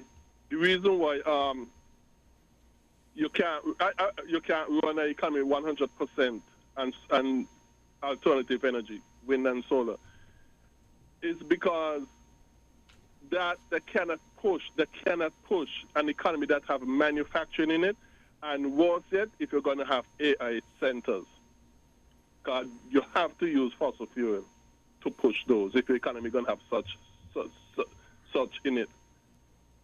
And like I said, you go 100%, that means you have a plan to destroy your economy, because that is a death wish. Even 40%, I think, would even do that, let alone 100%. And so these are some of the things that and in thermal, in geothermal energy, it is in that is not energy dense. You're going to need a lot more of that to produce what 1 barrel of oil would produce. So these are issues, and there are other issues that we are not told about, that is not spoken of, that shows that the technology has not been developed for solar and wind energy to push any economy 100% if you're going to have manufacturing and AI centers and so in it. Even manufacturing alone, you can't push 100%. Okay, thank you very much. Okay, thank you, Carla. I don't know if you was listening to me earlier, but what you are saying would have been true a decade ago, a decade and a half ago, but it's not true at the moment. With the cost of batteries and the panels coming down, solar energy is the cheapest form of energy in the world now. With batteries, they are now able to provide something, a technical term, inertia, that comes from the normal generators, the fossil fuel generators that we have, that would enable them to service industry manufacturing. So that problem is solved. The other one about the dangerous chemicals. The panel, during the operation of the panels, when they are already built and they are running, there is no danger to them, environmental danger. They don't pose any environmental danger. But yes, you're correct. There are issues with respect to their disposal. And for the large solar farms that we are looking at, the contract that we would sign is that the developers would take the solar panels off island at the end of their life. So there will be no threat to the environment in St. Kitts. For the smaller persons, the homeowners, we will be looking at regulations and policies to address this, so that there's some mechanism to get these panels off island at the end of their life. And I would want to remind you that the life of a solar panel is at least 25 years. So it's a problem that we will solve, that we are working on and will solve. But there's something that you said that that you're correct, that even though I say that solar and wind could drive manufacturing, I wouldn't recommend to any country to run the whole energy system on a single technology type, for example, solar only, wind only. And we are doing that right now. We are running it only on fossil fuel. And what we are trying to do is diversify. So we'll be doing geothermal, we'll be doing wind, we'll be doing solar. And the generators for geothermal are basically the same as the as the generators for fossil fuel. So they provide, as I said, a technical term, inertia, the same way these generators provide that. So I don't foresee any danger from integrating wind and solar and geothermal into our grid. Yeah, and I agree with you, because I'm technical, so I'm affair with a lot of what you said. And in terms of the panel too, people think, like you might be putting down panels and they think you're going to need like maybe when you do a panel in your house and you put down X amount of panels that give you 12 volt or 24 volt or whatnot. But we're speaking panels that can give you bigger amounts of electricity, and then it goes to apparatus that divides that electricity. It breaks it down to DC, distributes to the batteries store, and then this is more of a supplementary. We're speaking of using fossil in combination with geothermal and solar to supplement each other. That's why he said in the nighttime you relieve the stress on the, and you'll be surprised how much you save running every night on solar. You understand? So it's going to wind up being cheaper in the long run and more efficient, because as your colleague stated, you don't want to be completely dependent on any one. So yeah, I agree with you. I would also add that geothermal potential is actually very good.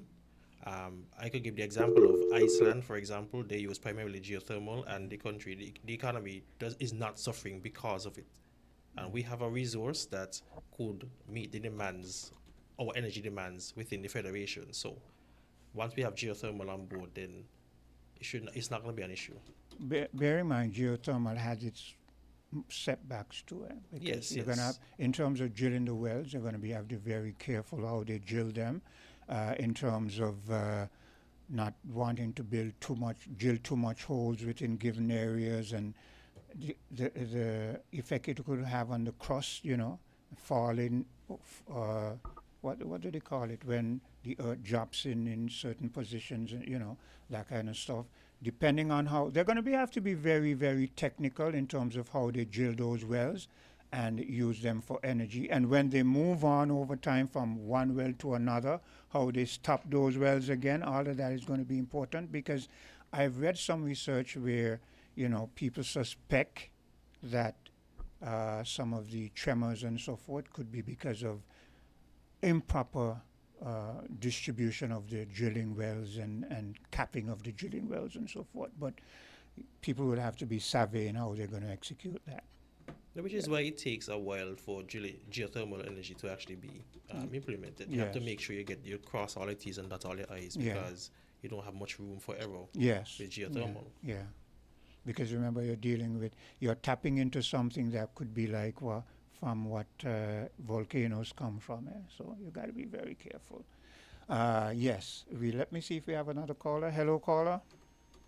Good morning, Quint. How are you doing? I'm fine, thank you. Good.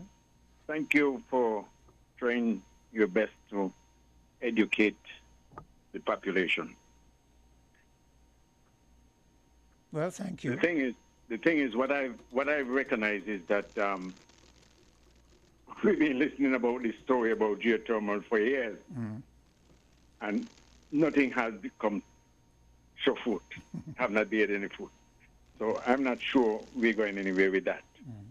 But what I've noticed over the past years is a guy that came on with a new system, and the system is continuous flow of electricity, where he actually start the generating of electricity, and that motor actually, as long as it start, turn around, get flow of electricity from the same generating to continuous flow of electricity, and that run from here to China. He never stop, no gasoline, no fuel, no anything. One of my colleagues want to make an input. Right. I don't know about that piece of equipment, and I'm not in a position to really comment on it. Yeah. I agree that you are unaware because you say it. But the thing is that there's so much information in getting new way of providing electricity, and looking at the direction and the place where you're sitting, I would have feel in my mind that you would have done your research, and you have not seen anything like it before. But well, I've seen what you've referred to, but not on a large scale in terms of producing a large quantity of electricity over a sustained period, because that again would bring in another question of, if you're going to have something running into perpetuity, how is it going to cool itself and all that kind of stuff? And there are a lot of things that a lot of people don't take into consideration. So I've seen small scales of these that would, but when you're speaking about running a country 24/7, that's a whole different thing. And some of the things that we see on the internet are fast too. Not all of them are. When you have a technical knowledge, you realize some of them aren't really true. You understand? So I was just about to come So in and and say that. correct, Quinn. But that just the way you see it and I see it, somebody else might have seen the same thing. And trust me, I am going to try it. You could, like I said, if you have, for instance, your home, right, and you have, let's say, fridge or certain minor things you want to run, but you're going to have to have a motor that you're going to start, and then from the time that motor starts, how it's spinning, you have a pulley sort of going from that to another motor. Same amount of RPM. To another motor. The same amount of RPM to keep that generating going, and that will turn around and feed that motor that continue to give the flow of current, and by the side I could get current on the other side. From how I see it, from how I see it, for that to work, you're going to need more than one motor. I don't think you're going to need one motor to do that. Oh, you mean like the starting motor? You could start it with, to me, it looked like you could start it with a battery drill. And once you start, you just back up let the individual make an input here. I was trying not to get involved in the thing, but the fact that you say that you're going to try it, and I think, given my position, I have a moral obligation to speak to you about it. Yes. And my advice to you, if anybody asks you to buy such a piece of equipment from them, do not buy it. It's a scam. Mm-hmm. No, I'm not going to buy it. I'll tell you what I'm going to do. I'm going to give you a quick one. This is going to be quick. I have a dyno. I have a generator already, a gasoline generator. I have a motor that run a certain amount of RPM that will give you the same amount of speed of the gasoline generator. This motor will take electricity from the same dyno. I'm going to put them on the same chassis and use a belt. I'm going to start it, and once it starts, it should be able to give power to that dyno. I mean, turn the dyno so that the dyno will continue a flow of electricity to the motor and continue the flow of electricity. And that I will run my power star and certain things from it and see how it functions. Also, I'll put some regulators in there. But caller, there's some other aspects. Okay, go ahead. Mm-hmm. Go ahead, Quinn. I was saying that you're going to have to, that is going to have to be so well regulated, right, in terms of the speed, because if one of those motors speed up and it is not in sync with the other one, you're going to have a hell of a big problem. Because it will be a small problem because they're going to do it on a small scale. Not like the geothermal not giving anything at all. But no, you're saying it's going to be a small problem, but if that speeds up in excess, the voltage you're going to get in that small fraction of a time could be enough to mash up all of your system. No, I'm not going to put it to the house. I'm going to just use it and power stand and stuff like that I use. So it's going to be a small thing. Like you know those gasoline generators? Yes. Normally when you put more power to the gasoline generator, the governor takes over and put more power to it, like he revs up and give you more energy. Well, you will have something like that. You wouldn't be able to do that, but at the same time, once you use regulators to regulate the electricity, that will stable it. Trust me, when I do it, I'm going to show you a point. You sound to me like you have a technical bit of savvy. Well, I have some. I know enough to know that I don't know enough. I'm still learning. Okay. I'm still a student. Thanks for your call. And I'm willing to learn and willing to listen. Okay. That's somebody who knows more than me. But trust me, I think it can work. Okay. Thank you very much, fellas, for educating the population, and thank you for giving your service to the country. And I appreciate that. And do have a good day, Queen. Yeah. Thank you. Yeah. Go ahead. You may continue. Yes, I was going through the initiatives. You have the geothermal in Nevis, which is a $17 million loan for the drilling. And they sent out tenders earlier this year. They received back tenders. They evaluated it, and it's now with the CDB for review. Yeah. And we are expecting that drilling would start early next year. We are working on a large solar PV farm in the Bastia Valley. And we are also working on a rooftop solar program where we will incentivize the Those who have installation this, yeah. of rooftop solar. One with outlining the process, a clear, transparent process, and also they're being paid for energy that they feed into the grid. Yeah. We also have some consultancies going with respect to the upgrading of the grids, Yes, and both grid. St. Kitts and Nevis, to accommodate renewable energy. Yeah. And also the interconnection of St. Kitts and Nevis, so Yeah. that energy generated, especially from the geothermal in Nevis, could be transmitted to St. Kitts and be used. There's also a project, SKN 100, that is looking at the policy and the legislation with respect to energy. They will review them and update them, and they will also install rooftop solar on several government buildings. Yeah. So those are some of the initiatives that we are working on. Okay, well, we're just about to wrap up, but I see we have a caller here, so I'm going to engage. Hello, caller. Yes, good morning, Brother Quint. Wonderful topic, and because of the gentleman there, the awareness is out there. Solar is good. Wind is good.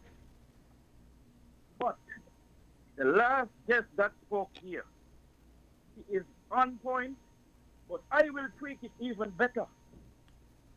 I am aware of electricity can run electricity with just 4 devices and a wire loom, and it depends on your wire loom.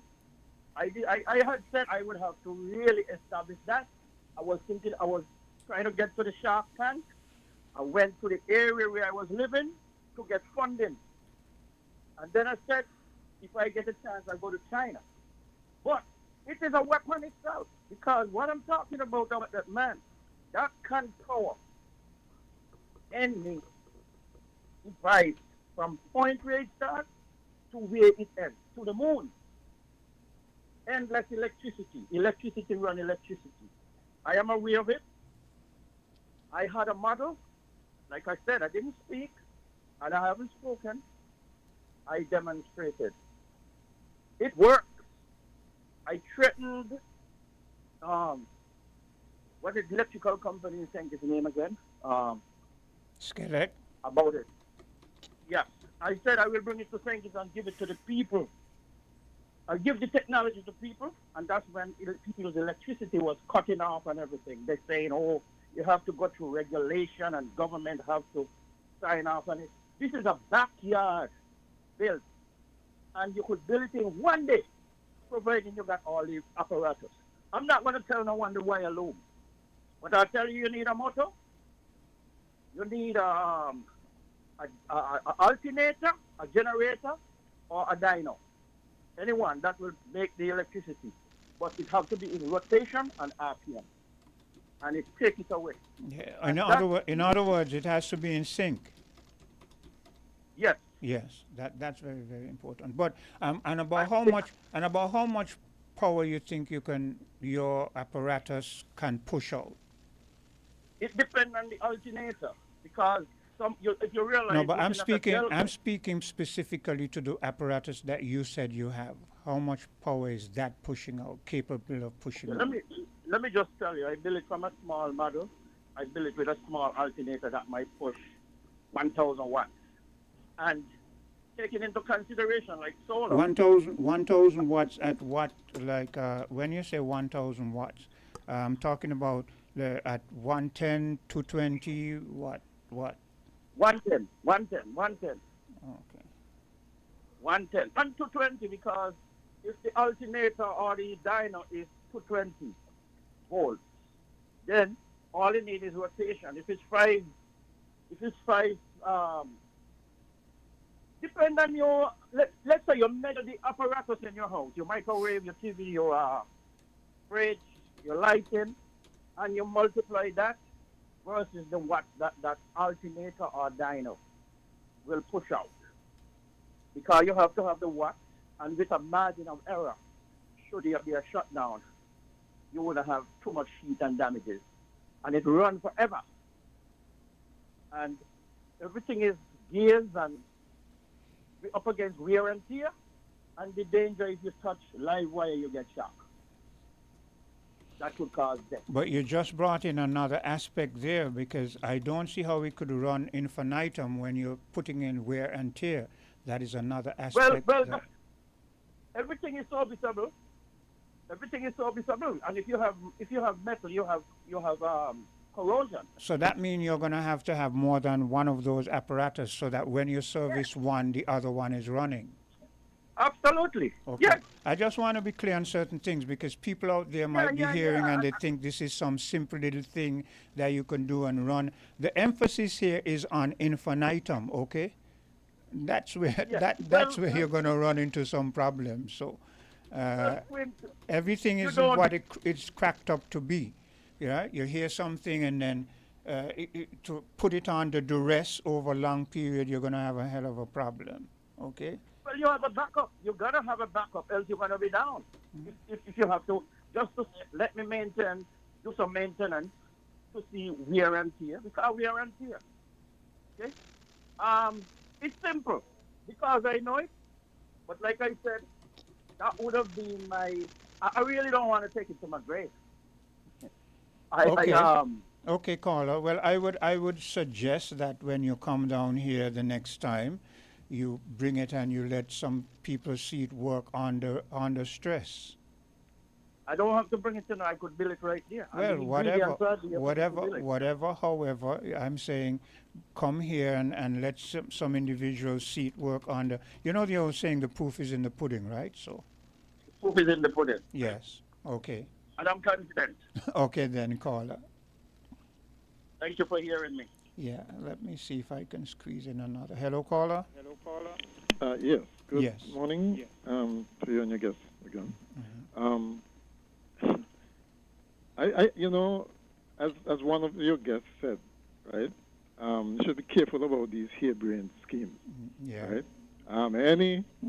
This perpetual energy machine is something very elusive, right? Anyone who designs it would probably be the world's first trillionaire. That must. Okay. It currently goes against the laws of physics as we know it. Right? There got to be some other kind of energy input into such a machine, right? But I'd like to be more practical. We see what the central bank has done with its parking lot, for instance. Okay. It would be nice if some kind of study is done on, I don't know how much power it supplies to the central bank, and if it's a cost-effective way of providing power there. Yeah. But it's worth investigating. I agree. And perhaps replicating that model for a lot of other places in St. Kitts, like any large building or any place where there's a large parking lot, you do the same. Okay? Because you see, although we're talking about solar, getting these large solar farms, if you stop and think about them, they're ugly, you know. And they take up a lot of green space, right? So it's better to use existing space that like roofs, you know, rather than acres of good, whether farmland or green spaces or recreational right. space. Yeah. Exactly. Okay, so I think you should look at that model rather than these large solar farms. I mean, just imagine the whole of Nevis in solar farms. It's going to look ugly, right? Okay, so I'm thinking that we should look at other ways of designing and building solar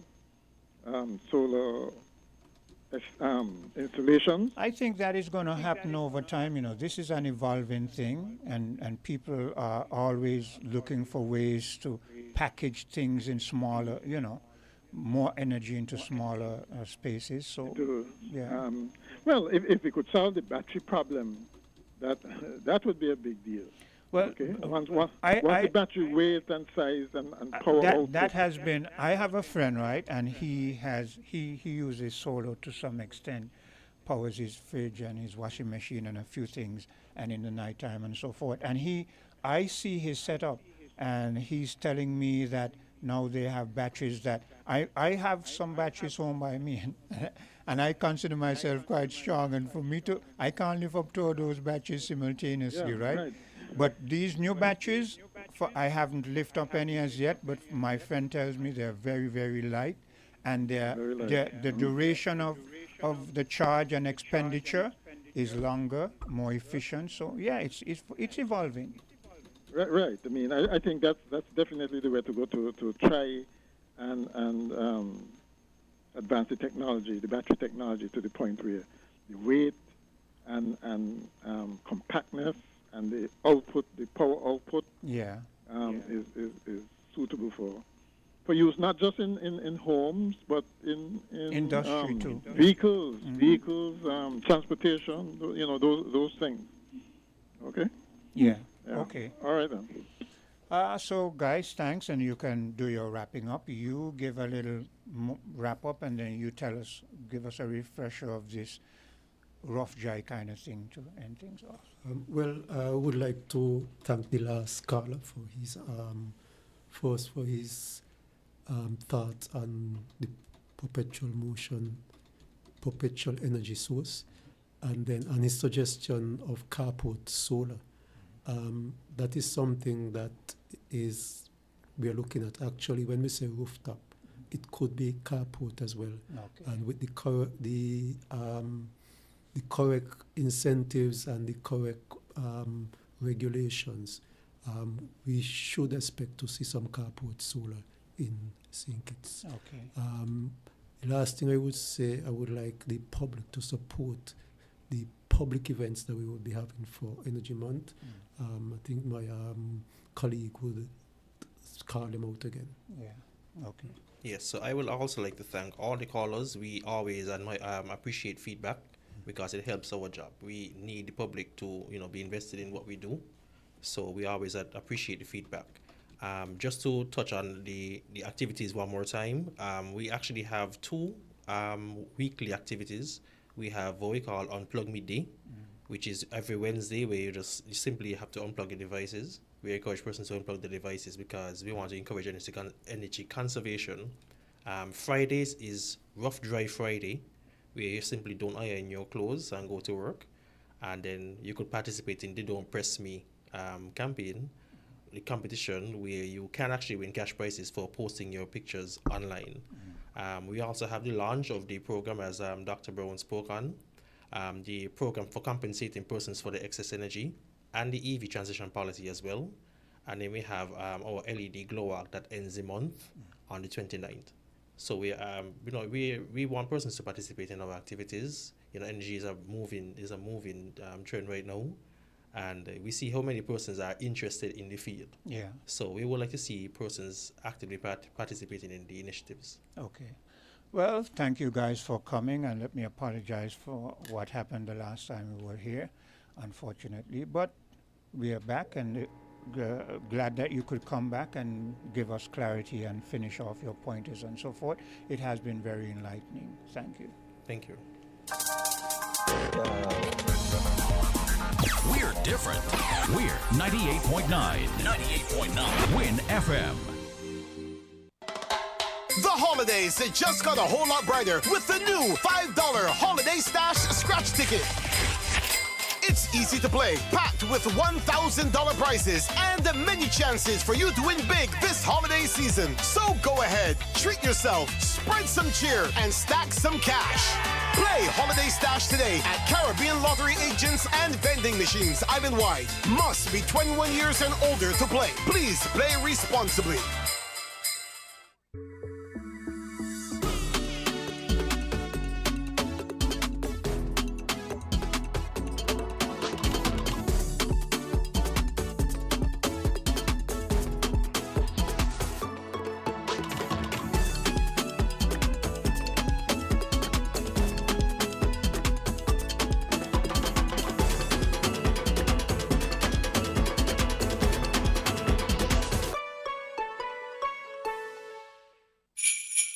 Tis the season for dreams to come true. There's Santa for the kids and CIBC Caribbean for you. Whether it's a house, land, vehicle, or upgrading your home, CIBC Caribbean can support your dreams with the financing you need. Enjoy incredible cashback deals with mortgages and land loans. Plus, your approved loan gives you a chance to win up to US $5,000. Apply now at www.cibccaribbean.com/sweeten the season. Terms and conditions apply. And welcome back. It's just 3 minutes moving away from 10. Very, very enlightening bit of a discussion there as to prospects of moving forward in energy efficiency here in the Federation of St. Kitts and Nevis. And thank you for the callers and your interactions and so on and so forth. And as always, it has been a pleasure. Thank you.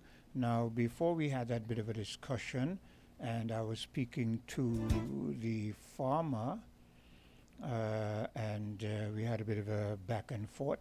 I'd like to say this. When I'm here, I sit in this chair, and anyone calls or anyone comes for an interview, and I interject. I interject mainly for clarity. I don't interject with any. I have no ulterior motives. I'm never trying to prove a point. I'm never trying to one-up you. I'm never trying to underestimate or take whatever one says lightly. I never do that.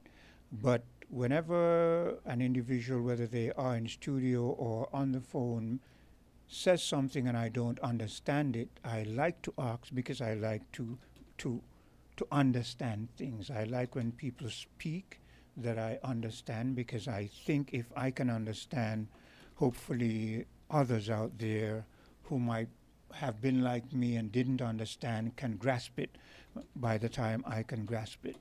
So I don't want individuals to feel that when you call, I have an agenda, one, or I want to sway you along my way of thinking, two, or that I have an intention of being aggressive. No.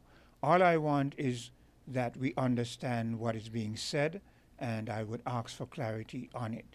And if I don't understand it, I will tell you what I don't understand it.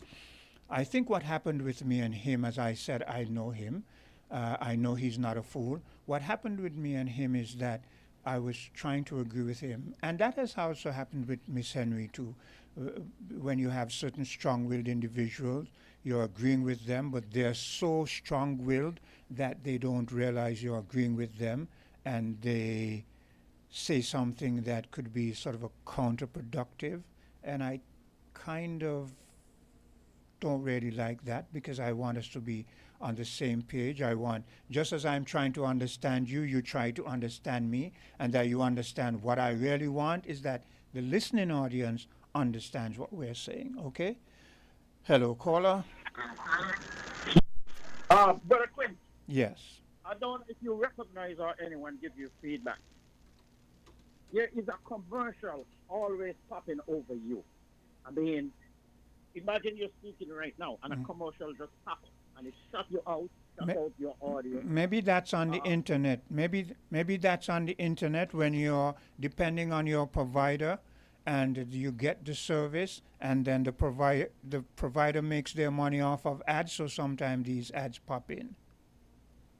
Okay, I thought that would have been something to do with St. Kitts and advertising. No. Yes. From if you were if you annoying. it would be, because there are times when I'm on the internet, I'm trying to listen to a newscast or whatever, and as long as it's one of those apps or one of those providers that makes their money off of ad, they tell you, they tell you you're gonna, and if you don't want the ad, you have to pay a special subscription to take out the ad so that you don't hear. But that's how they make their money. And that just started because what? 3 weeks ago it never was happening. Now it started happening frequently. But that's because the more popular you get, then they're going to do it because they know people are going to be able to see their ads. When you're not popular, they don't do that because they know people aren't going to be listening. But the more popular you become, the more ads you're going to be bombarded with. So that says you are very popular. Okay. Not to shy away from what you were saying, I think we got to continue this energy talking because there are lots to it than what it might seem. It's just the knowledge can get out there, and it could even be next to free. Electricity can be next to free. Mm-hmm.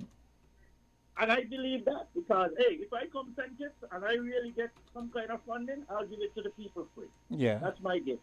Okay. Thank you. Okay, then you take care. Yeah. And that's how we're going to end it for today. It has been a good day. Thank you. And to continue to not only just have a great day today, but have a great life. Found the sound 98.9 WinnFm. If you need protection, you need one who you can trust to secure your investment. You need one who'll do you just. TDC Insurance, you're the one that you can trust. TDC Insurance, you're always safe with us. TDC Insurance is your go-to insurance company for all your insurance needs. We take pride in offering you